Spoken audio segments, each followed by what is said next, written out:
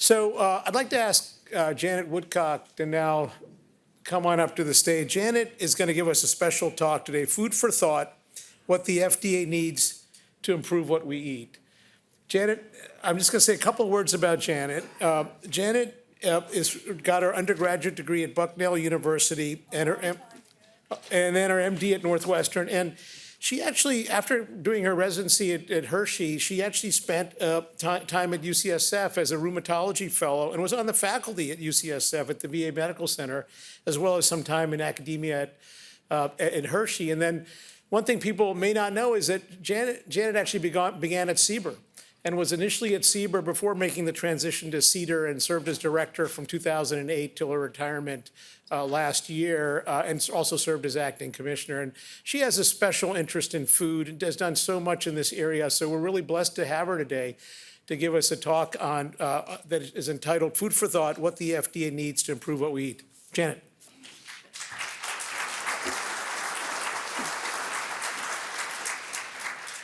Thanks very much. Well, Jim Jones is here. He's a deputy commissioner for food right now, but of course I'm a private citizen, so I can say what I want about it. So I was involved. I've never worked in the foods program, but I was involved in the very large reorganization of the foods program that was kind of baked before I left, and so I learned a great deal.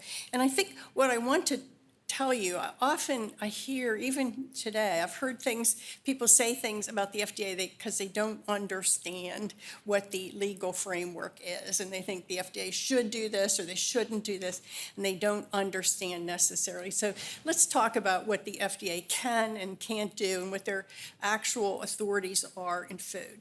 First, Jim referred to USDA versus FDA.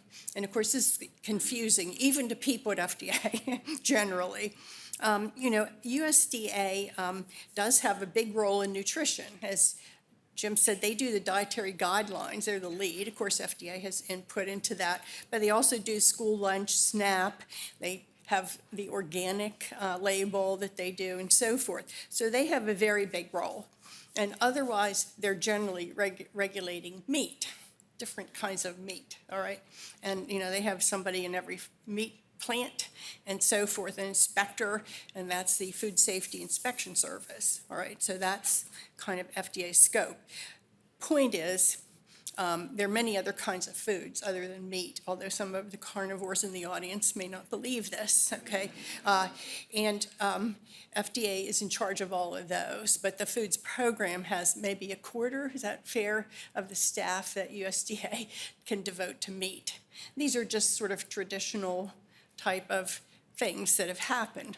So the FDA's foods program is very, very stretched. So what is the FDA foods program? Well, they regulate all the other food that isn't meat, generally speaking.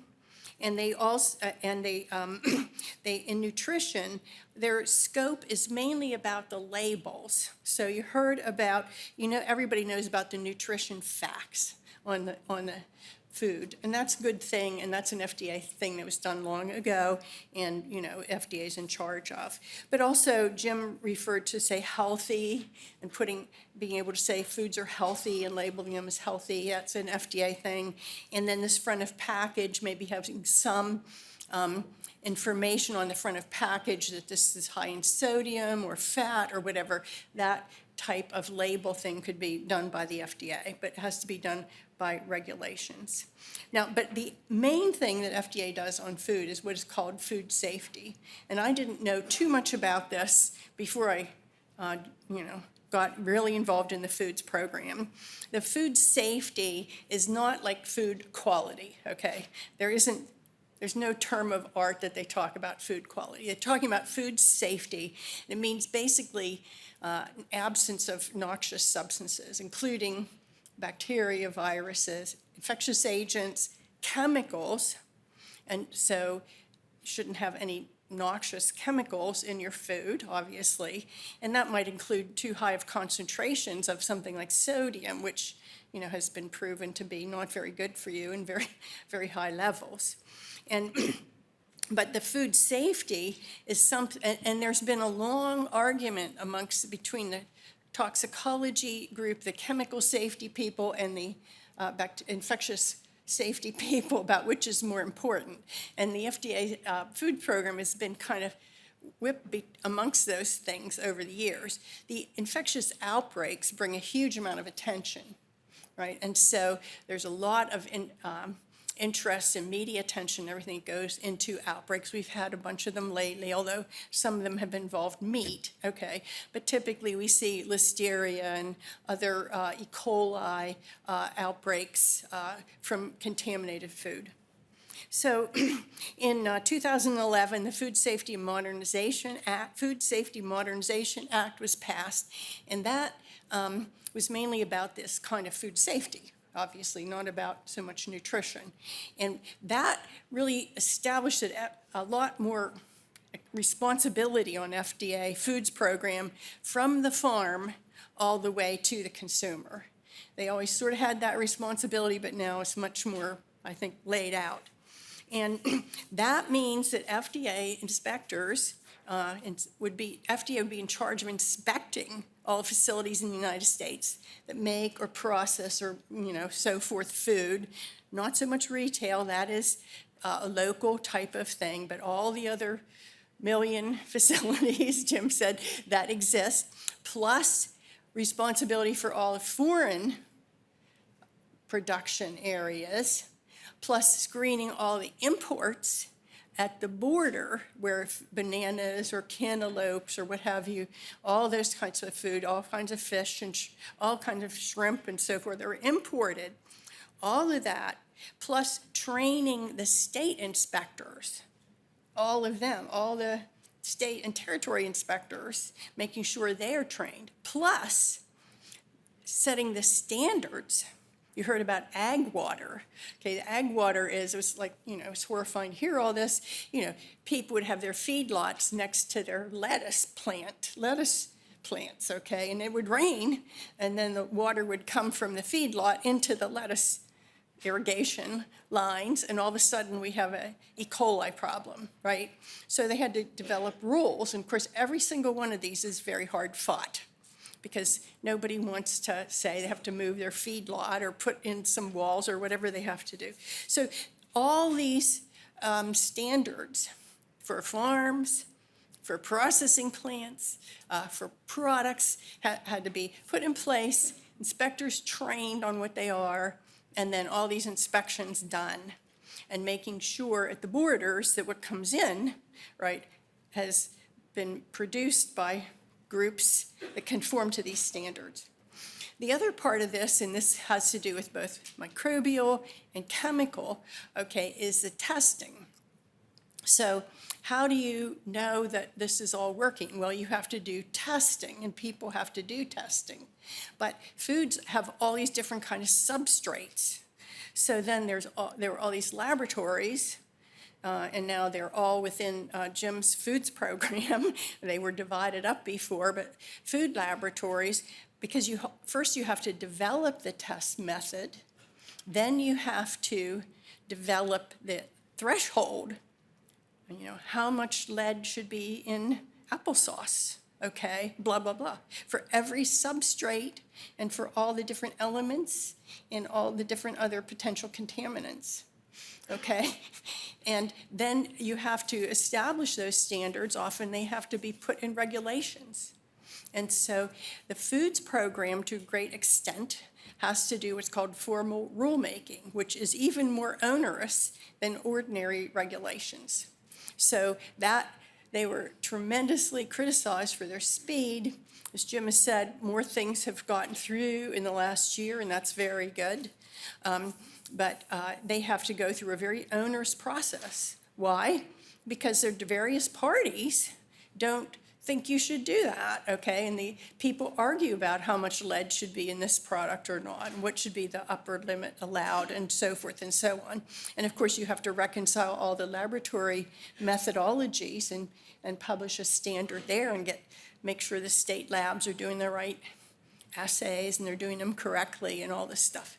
So I hope that I've given you an understanding of what a massive job this is, okay? And that has consumed the foods program, and they are constantly criticized for not doing enough, and particularly over the last decade or so, because so much attention was paid to the infectious part of contamination that the chemical part may have lagged behind. And that's very difficult because, say, in the 70s and 80s, the foods program deemed, agreed that certain, many additives were fine, were, considered safe, all right? And now with modern science, there's a new look at those. People didn't do assays for, say, endocrine disruption so long ago. And so now people are saying, whoa, these additives may not be good, but they've been established by the foods program in various regulatory formats. And so each one of those, re-looking at each one of those is basically, it's a federal case. It's really, you have to assemble all the data. Somebody has to send in those toxicology studies. You have to validate them. You have to decide what their meaning is. You might have to have workshops on that and all this kind of stuff. So enter in the modern conception about nutrition. Now, back when I was growing up, as I said, it was in the dark ages, okay? Everybody was so excited about processed food because everybody had to process their own food at the time, right? And to be able to go and buy food, that was already processed and everything, this was wonderful.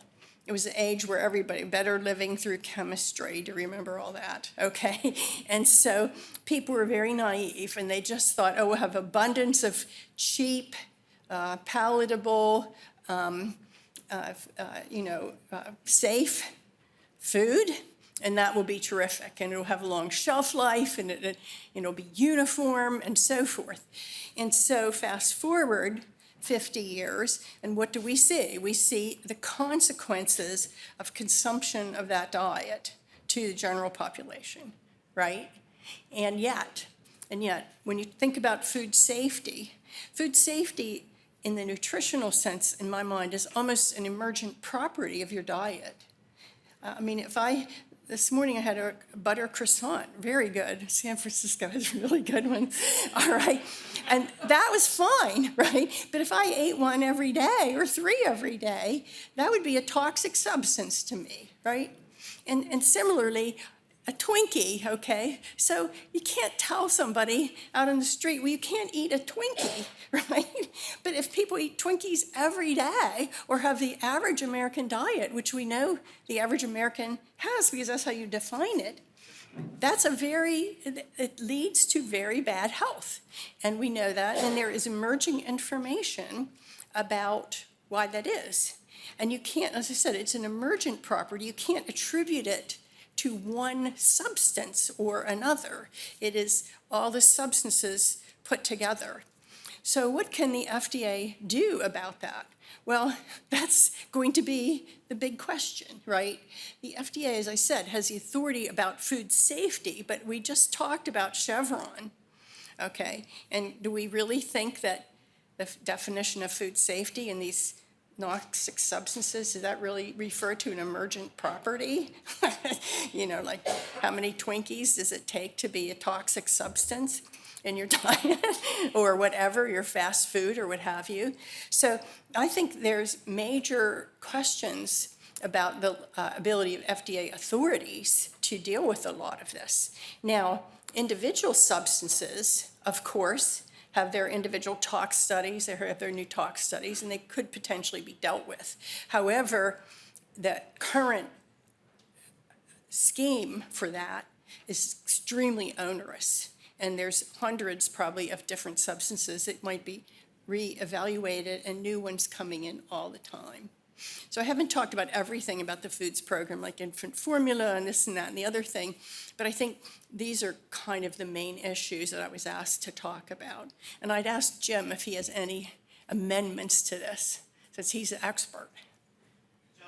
Okay, so it was basically sort of on track. So I don't know whether I should take any questions or not.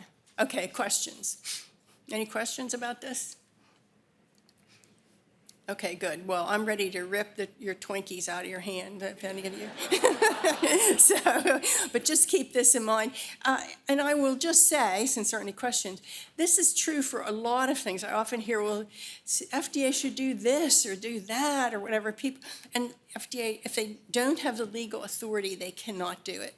And it's legal, the legal authority of the agency is much more constrained under Chevron than it was before, because you can't really creatively stretch these ancient, sometimes statutes to accommodate additional, parameters that have arisen. So thank you very much, and I hope that was illuminating. Hi, Dr. Woodcock. Will Go, Chief Medical Officer of A2 Bio, where we do logic-gated CAR-T for solid tumors, formerly Kite Gilead and Amgen. Just one question, obviously, with the testing is always very interesting to me. As a cancer doctor, nitrites, right? So a lot of these, like I said, processed foods, I'm just curious in your opinion, and also that, some of those are also obviously oncogenic. So how you think about that now with the testing, and how do we then think about food labeling? Right. Well, I would say that discrete chemicals within foods could probably get labels and could have very explicit efforts taken about them. I looked into nitrosamines in foods when we had a crisis with nitrosamines in certain drugs, okay? And actually the biggest source of getting nitrosamines is grilling. Yeah, and the char on grilling, you get really a lot more nitrosamines, say, than you get in one of those contaminated tablets or what have you. But certain discrete things like that could, in fact, be labeled. Again, it's just another thing that the foods program would have to do. But I think they do have the authority there, but not on grilling, for example, because that's your problem. Rob? Two questions, Janet. And, you're a free person now, so you can say exactly what you think. I always did, though, as you well know. You were the architect of this magnificent funding that the medical products side of the FDA gets through user fees, and you can have opinions about user fees, but I wonder if you could say, based on your knowledge there, when you looked at the budget for the Human Foods Program relative to what you've just described, how would you describe it? And the related second question is, I'm amazed in the medical product side. I'm used to people telling me what the FDA is doing or not doing right. It's usually pretty polite and reasonable in my view.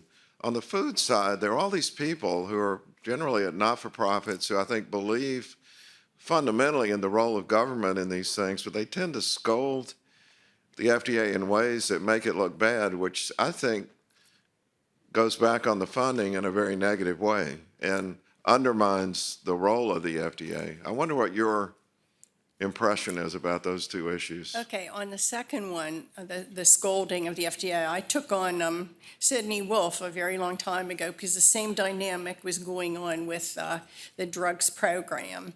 And I did it in front of a lot of other nonprofits. And I said, if you think that the agency is the public health agency is going to do this, and yet all you do is drag it down, why would anyone fund it? Why would anyone support it? Why would people in Congress give it more authority? And so I think these groups are short-sighted and potentially thinking about their own objectives without looking at the big picture. Because if you continually cut down a program and have as your entire narrative how terrible it is, you're not going to inspire others to support it and build it up. And actually, I think that was a turning point, not for Public Citizen, but for a lot of the other nonprofits really got the message, got behind FDA. And so even when the user fee negotiations occurred, they were there at the table saying this program needs more funding of some sort. As far as user fees, of course, nobody at the agency, I think, likes user fees. They would prefer getting appropriated dollars, then they wouldn't get criticized for taking money from industry, right? However, they realize they need the resources. And I agree with you, the accountability is very helpful.